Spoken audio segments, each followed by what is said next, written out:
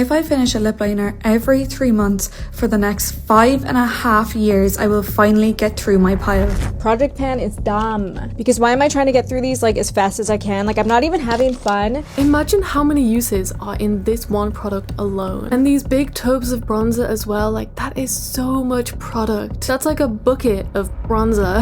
You will never catch me hate panning a product. I am not excited by this at all. Why are we using things that we don't like? No, because why are we using things we hate in the big 26? Why are we buying things that we hate? Project Pan ruined me. There's no dopamine rush, there's no adrenaline from buying things. Honestly, ruined shopping for me. Project Pan. Okay, I have some thoughts and maybe some unpopular opinions. At first, I was like, okay, people want me to talk about Project Pan. I'll just push my feelings aside and make a nice positive video about it, but I don't want to lie to you guys. For a while, I was a bit of a Project Pan hater. Okay, no, not entirely a hater. That's a strong word. They're gonna crucify me on Pinterest for this one. But basically, I would see certain Project Pan content and it would confuse me. It was like a raised eyebrow kind of moment. So you're probably thinking, come on, what problems could you possibly have with people doing Project Pan? I'm gonna explain, okay? And this video is like 50% me admitting I was wrong, so just hear me out for this one, okay? I'm gonna be doing quite a lot of talking / ranting today, but I will of course be reacting to some videos too. So if you don't know what Project Pan is, it's basically where people try to finish the makeup and skincare products that they buy before they buy more. The name Project Pan comes from the term hitting pan on makeup like eyeshadow and pressed powders. For example, this pressed powder right here, I have hit pan on this because you can see the metal pan, which shows that I've used lots of it. So Project Pan basically means project actually use your stuff. Anybody can do Project Pan, but it's mostly done by people who have overconsumed and now they have these huge collections of stuff. This is my Project Pan 2026.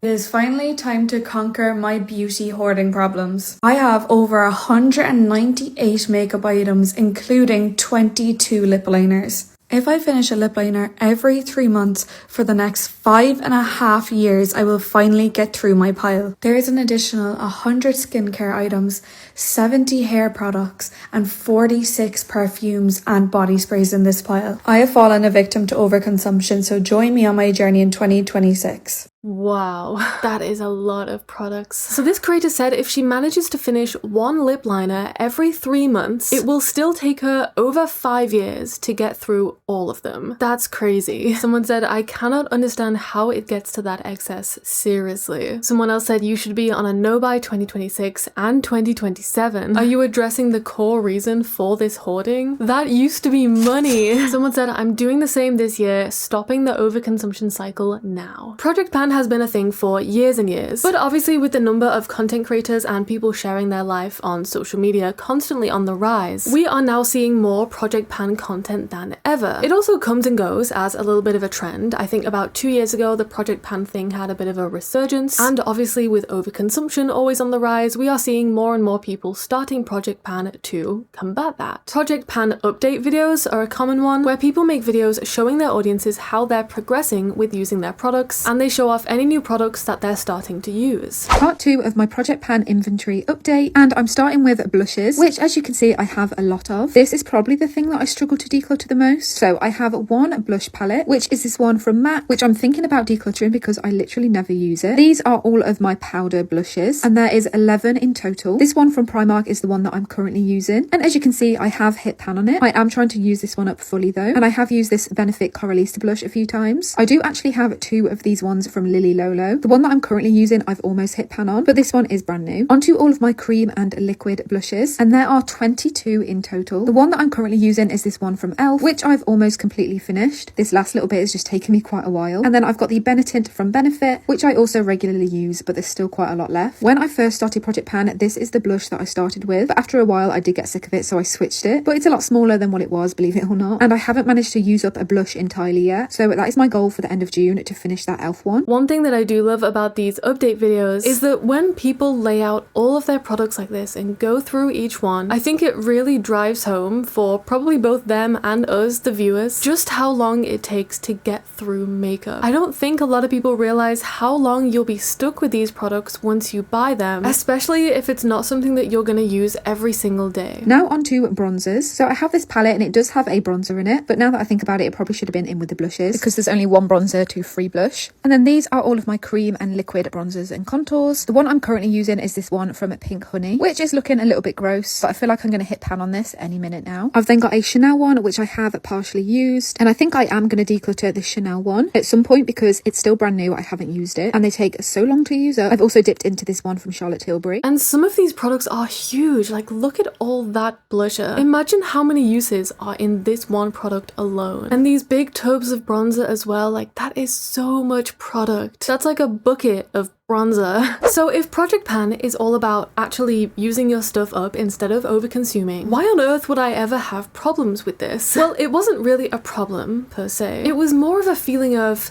I don't get what all the fuss is about. Here's the thing. I was taught growing up that if you buy something, you use it. Because buying something and not using it is a waste of money and a waste of product. That concept has always stood quite strong for me. Spend money on what you want, but if you're spending your hard-earned cash on something, you use it up before you buy more. Now, don't get me wrong, I wasn't raised as like a minimalist with like only one of everything. I do own multiples of some things, but I was taught that if you already have a few of something, you probably don't need more just yet. I try to be very careful about what I buy to make sure I'm not buying things I'll end up not liking and then not using, and when your things run out, then you can buy more. So naturally, Project Pan seemed a little strange to me, because for me, Project Pan is the default, and it always has been. I think the initial confusion and slight annoyance of thinking, why is everyone not using the stuff that they buy, was clouding my judgment of this whole thing. And I knew that I was wrong for that, which is why I never made any videos about it. But I felt like people were making such a big deal out of something they should have been doing anyway. You've got all these people making videos like, look guys, I've been using one of my 100 lip glosses this month. And everyone in the comments is like, yay, you're so inspiring. And I was like, really? Why do we have 100 lip glosses in the first place? I think I wasn't seeing the good in Project Pan. I was kind of only focusing on the bad. I hope that makes sense.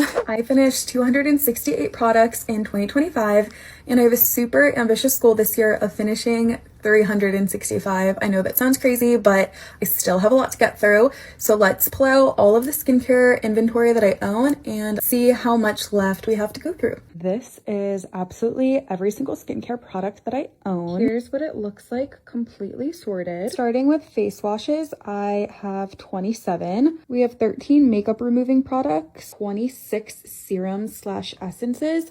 Currently working on this Good Molecules and the Nip Fab. This is a scary one, 49 moisturizers. I have 13 of these like toning types of products. I have 7 face mists. There's 16 sunscreens. I've got 7 different like acne patches, 9 different night cream / masks, and Aquaphor is Aquaphor. The total is 192 products.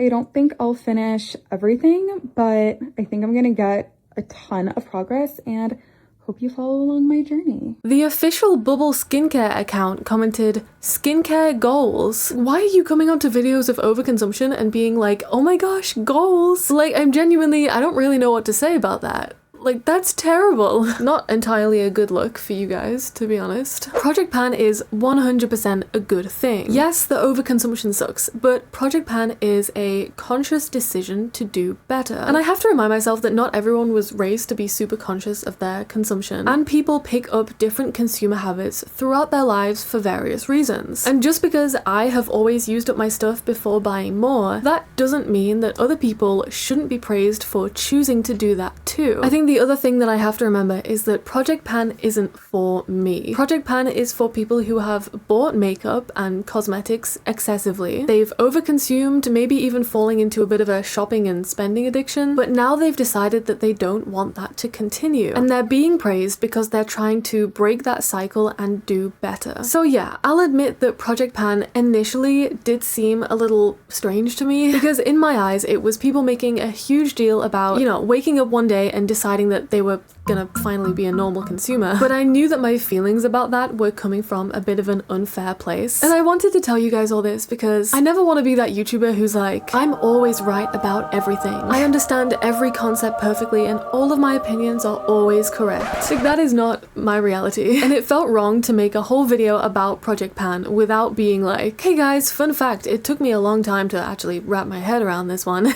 So I hope this kind of explains why it took me so long to discuss Project Pan. I now understand why people do it and I understand why it's a very good thing. Because it normalizes being a normal consumer and actually using your stuff. Because that isn't normal for everyone. So yeah, I guess that's it. Project Pan is great. I love it. Okay, so why is there like a whole 20 minutes left of this video? Next, I want to talk about Project Pan influencer content. Because, you know, it's not really a Rachel Louise video unless I've dragged influencers for something. So I was watching all of these Project Pan videos, trying to wrap my head around it and see it from those other perspectives. And let me start off by saying that lots of creators make great Project Pan content. You can tell that they believe in what they're doing and they're genuinely trying to influence their audience to be more mindful about how much they're buying. And that makes me happy. But I couldn't help but feel that some Project Pan content was just creators farming more content out of their own overconsumption. You see these influencers showing off all of their makeup products and, you know, the products that they're now finally deciding to use, but it sometimes feels like they're still trying to flex their collections. It's like consumerism content just disguised, and they are using Project Pan as that disguise. And you know what it is? It's the creators who say they're doing Project Pan, but they don't really do anything else to oppose or discourage overconsumption and excessive consumerism. They're still posting all of these product reviews and their PR package unboxings and the TikTok shop links. Project Pan exists as a result of what happens when you're an excessive consumer. So why does your whole social media presence still revolve around consumerism and influencing people to constantly be buying new products?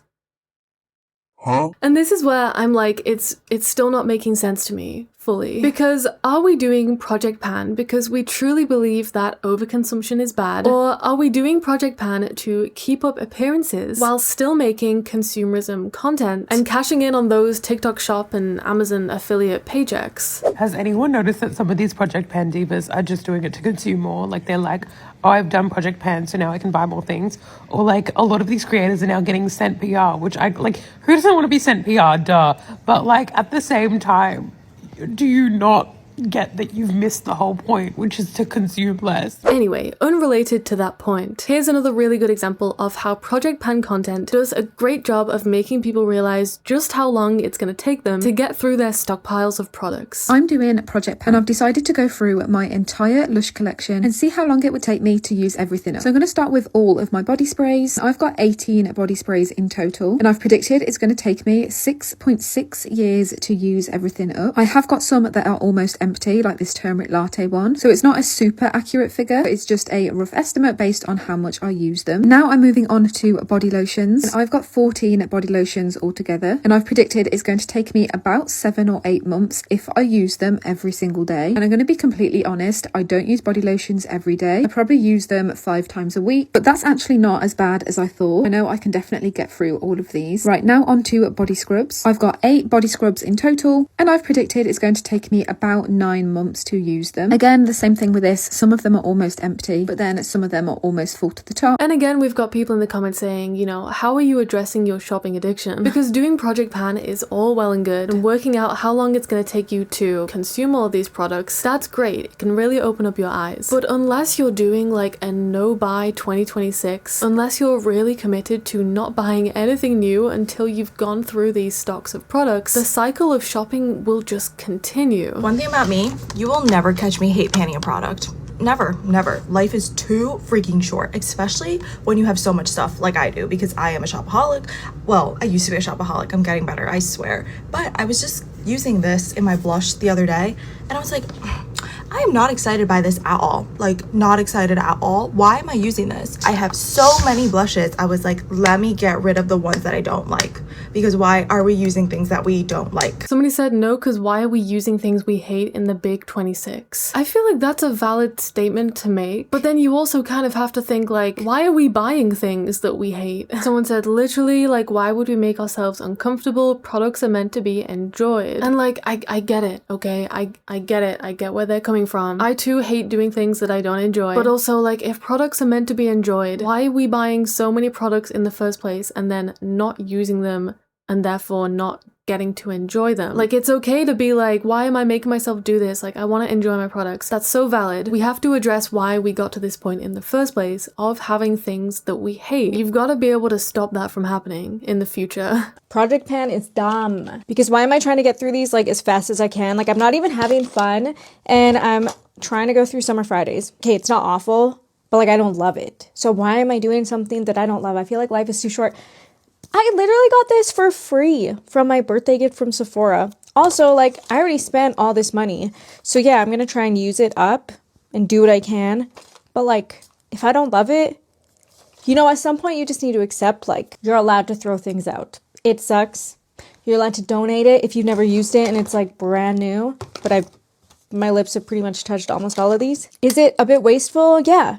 We shouldn't have gotten this many to begin with anyways. I see a lot of people saying, Project Pan is so hard because I hate using products I don't like. There is a lesson to be learned here. Stop buying products you don't like. And honestly, I feel like for the people who are doing Project Pan, but they're like, oh, I really hate this product, I really don't want to use it. Fine. Don't force yourself to use the product. The damage is already done. You already bought it and you probably used it, so it can't be donated. Just get rid of the product if you really don't like it that much. Throw it away if you really have to. Ideally, like, I don't know, give it to a friend, a family member, whatever. But then you have to be able to stop buying products that you don't like. That should be the lesson that you take away from this. Make this the last time that you ever have to throw something out because you decided you didn't like it. Project Pan should be about minimizing the damage where you can, but most of all, it's about not repeating this cycle of consuming. I think a lot of people are just very used to buying things quickly. Like, the rate of consuming is just so fast. Snapping things up in sales, buying things just because an influencer recommended them, getting things because they're in a bundle. Then they realize that they have too many products. They come to do Project Pan, but then it doesn't work because they have all of these products that they didn't really like in the first place. And life is too short to do stuff that you hate. I'm a big believer in that. But if that's what you believe in, then you've got to stop buying things if you might end up hating them. Or at least work to reduce the chance of you hating something that you've purchased. Project Pan ruined me. I spent so much time trying to scrape the barrel with like the ends of all my products that now it's made me feel guilty about getting new products, about spending the money on them. Oh, do I really need this foundation or can I just use concealer and bronzer? There's no dopamine rush, there's no adrenaline from buying things, there's no enjoyment from it anymore. Don't force yourself to use the last of a product just because of Project Pan.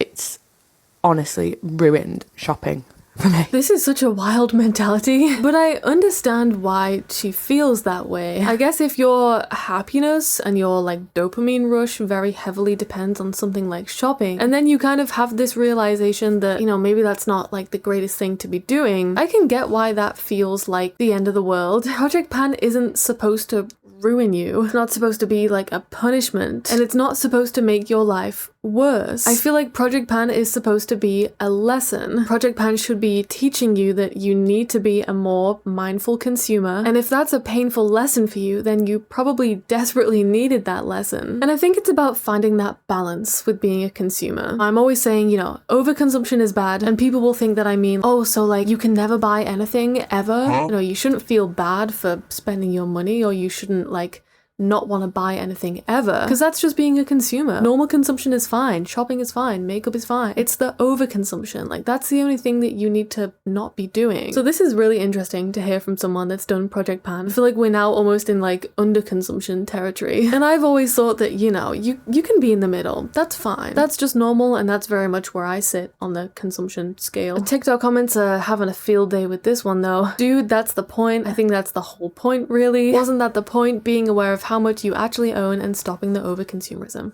Exactly. I've also seen videos in the past where people purposefully waste products or try to use the products really fast just so they can buy something new. I can't find the video, but I distinctly remember last year seeing one of a girl. She was spraying a crazy amount of body spray, and the caption was something like, trying to get through my body sprays as fast as possible so I can buy a new one. Hashtag Project Pan. And I was like, does that not defeat the whole point of Project Pan? You're purposefully wasting that product just to continue the cycle of constantly buying new things. things. Make it make sense. I feel like Project Pan doesn't really work unless you also stop purchasing. Your goal should probably not be replenishing your stocks. It should be reducing your stocks to like almost zero. If you have 100 lip glosses and you finish one of them, that doesn't mean that you should celebrate by going out and buying a new one. Go and finish the other 99 you've got hanging around. I feel like sometimes influencers do this Project Pan content where they still use the shopping and the rebuying as the reward, so the cycle of constantly wanting and buying new products never really gets broken. Another thing I see very often is influencers doing Project Pan but still receiving makeup and skincare PR packages constantly. And I just feel like this is a little contradictory. Again, the point of Project Pan content is to share your journey overcoming your own overconsumption and to help de-influence and discourage people from excessively buying makeup, right? Project Pan is supposed to teach you to consume slower and more mindfully to prevent ending up with this crazy backlog of products. But then if you're constantly making PR package content and showing off new products to your audience, you are still making consumerism content. Because PR package content is product advertising. It might not always look like it, but any video where a creator opens any PR package, it is an advert. In most countries, the US and the UK included, any video that you post involving PR or any free products sent by brands is classed as advertisement content. And those videos legally should be marked as an advert, or you should be disclosing a brand partnership in the video description and on the screen. Even if you're just giving an honest review of the product you've been sent. Even if you're giving a negative review of the products, because you're still showing off those gifted products and helping that brand make sales. That brand has purposefully sent those products to you, so you'll put them on your audience's screens. But I see a lot of you influencers not labeling your makeup PR package videos as ads or brand partnerships properly, when you probably should be. I get that you don't want to. That's partly why I don't accept PR products, even if it's something that I would actually want. Because to post any content showing off that product, here in England, I would have to mark that video as an ad, or I'm literally breaking the law. I do have a whole separate video on PR packages if you want to hear a little bit more about that. So I guess that's why I feel a little weird about influencers doing Project Pan content, but also doing excessive PR package content at the same time. Because on one hand, you're making Project Pan content, which is all about facing the consequences of your own overconsumption and consumerism. But then the next day, you're cracking open another PR package and literally advertising more products to your audience. Huh? Am I missing something here? Like what? Am I not getting something about why this is okay? Project Pan should have brands worried. These brands should be thinking, wait, hang on, people are actually fully using up their products before buying more? People are gonna start being slower, more mindful consumers, and the influencers are actually on board with this, especially brands like Laneige, for example, who are constantly releasing more products, just repackaged over and over again in different colors and different scents, and their consumer base is young, impressionable social media users who actually listen to influencers who promote this stuff. These brands should be worried about Project Pan, right? But the thing is, these brands are not worried, because those same influencers who are supposedly doing Project Pan are still helping those brands make sales by posting the PR package content and the TikTok shop links and the Amazon affiliate links. Those creators are still actively and successfully influencing people to buy new products. Project Pan is dangerous. Project Pan is all over my FYP, and if you don't know what that is, it's people using up all of the stuff that they have before they go out and buy new stuff. And when I tell you, even participating in something like this for a month could potentially rewire your brain and your relationship with money and consumption to the point where you will never be able to consume the same way again.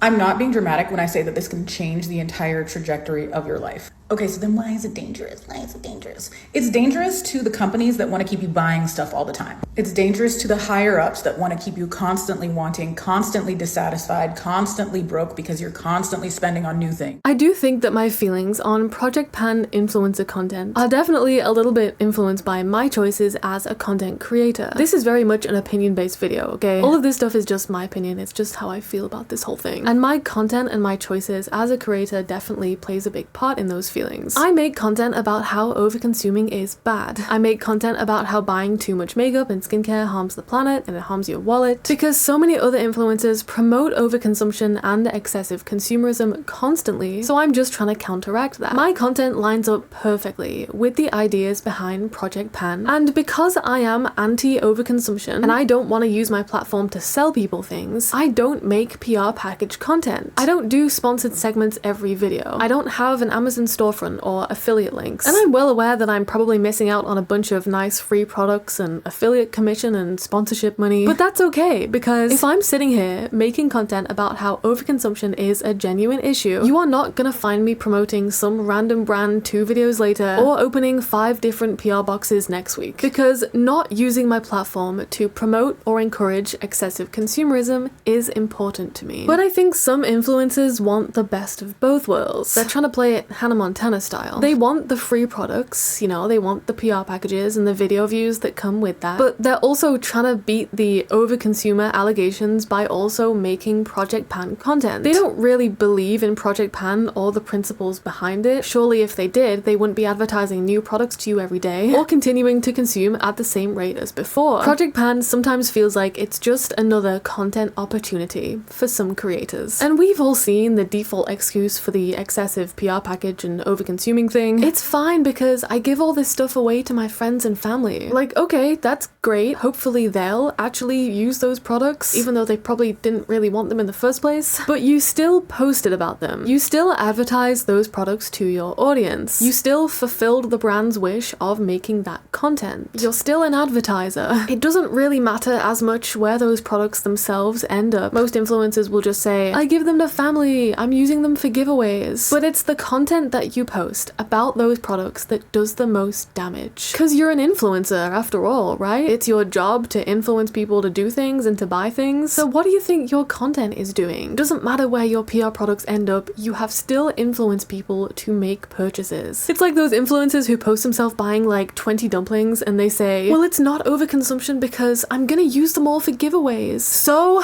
like, yeah, you might be able to distribute those products and hide your own overconsumption under the rug, but you're still posting overconsumption content that influences people to overconsume. I can't believe influencers don't realize that about themselves. If you're an influencer, then the problem is with what you're influencing people to do. I guess my main point here, the message of this video is, if you watch influencers who make Project Pan content, take a moment to really consider, what does this person's content influence me to do? Have they been influencing me to be more mindful of what I purchase? Or have I been consuming less since watching their videos? Or do I still find myself wanting to try new products because of their content? Are they doing Project Pan because it makes for good videos? Or are they doing Project Pan because they're genuinely trying to promote using your stuff before you get more and breaking the cycle of excessive consumption? And I'm not saying that every influencer out there doing Project Pan is some kind of fraud. I'm not saying that influencer Project Pan content is useless. I'm not saying every creator needs to be extremely anti-consumerism. And I'm not saying that every influencer who posts PR package videos is evil. That is not what I want you to take from this discussion. Like, you can make Project Pan content and still be a consumer. That's absolutely fine. Open the odd PR package, you know, whatever. But I feel like I see some influencers picking and choosing when to promote excessive consumerism whilst using Project Pan to almost sweeten up their audiences to that consumerism content. Pick a side, bestie, or Project Pan is gonna lose its original meaning. Anyway, there's my Project Pan rant. Thank you so much for watching this week's video. I have a brand new vlog out on my vlog channel. It's my funniest vlog yet,